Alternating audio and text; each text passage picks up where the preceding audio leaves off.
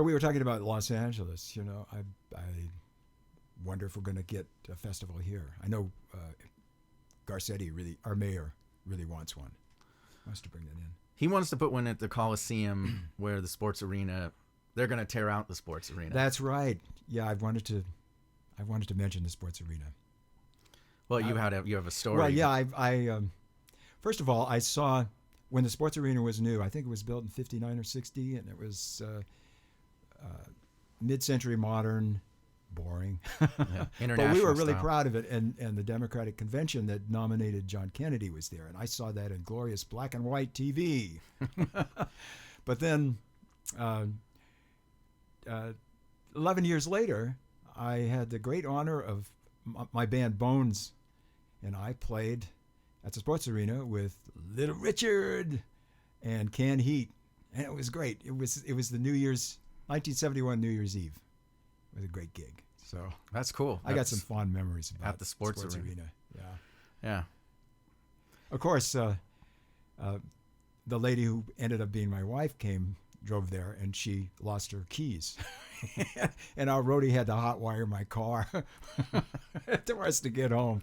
But it was fun. It's a roadie. Little Richard, what a performer. He would do a couple sets. Well, he would do an encore, but when they took him off the stage and his aides were taking him, he was like on the verge of collapse. Really, like somebody who would just run a marathon. But then a little bit later, he came out with Can Heat, and he and Bob Hite, Bear Hite, who was the lead singer, Little Richard sat down at the piano and they started doing blues together. It was a kind of like an intimate kind of a thing, trading off blues, and he showed how much he knew about blues and about R&B and everything. He was, a very sharp guy, really.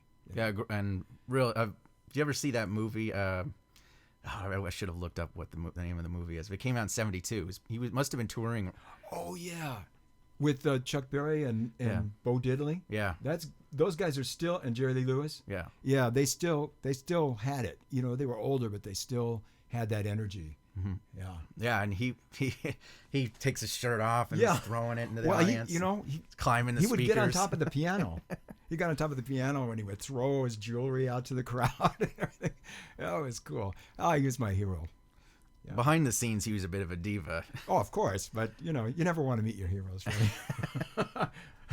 Yeah, he wanted to have the. There were two drummers, and then he didn't like one, and they were competing right up to the last minute who was going to be the drummer. And he would just sit there and go, okay.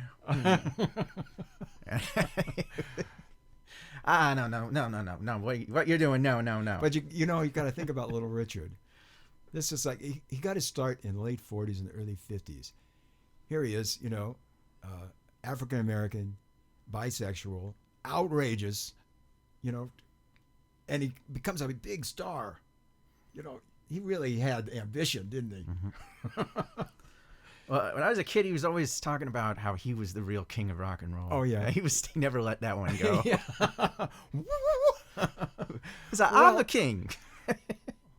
Well, if Elvis didn't write songs, I love Elvis, and I thought Elvis was great, but he didn't write songs. Little Richard wrote his own songs, and so did Chuck Berry. Yeah, those guys were great. So did you get to meet him or? Yeah, I got to meet him, and he was nice. And then we were walking down Sunset a few weeks later, and he was driving a car with Bear Hite, and they honked the horn, and Little Richard waved to us, I thought, hey man, that's Little Richard, and he knows us. So we waved back, it was cool. We're here. Yeah, you have arrived. Yeah, too bad things don't always work out. Oh, those are great memories, though. Yeah, that's cool. And the sports arena, was it a good venue? I mean, didn't somebody say it was a big cavernous venue, and it wasn't absolutely packed like probably for Bruce Springsteen. Bruce Springsteen said it was his favorite venue to play. He loved it. And did you like the acoustics? Why do you think he would say that? I don't know. I have no idea. The acoustics were okay for a big cavernous place, But it was relatively small for modern stadium. Yeah, yeah. It wasn't like the Staples Center really.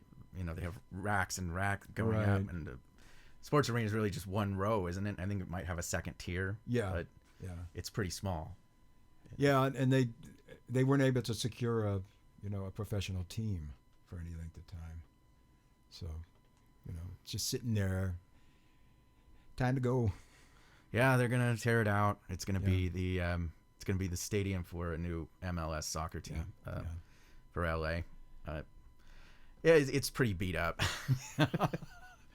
Well, they didn't those international style stadiums, the international style stadiums, the ones that they made in the 60s, in the late 50s. A lot of them were built relatively cheap.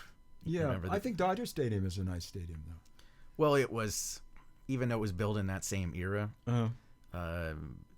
it kind of caught it was built in the right moment, right before, I don't know, they had a good designer, I guess. It's built into the hillside, and it was crumbling. They had to fix it a couple times.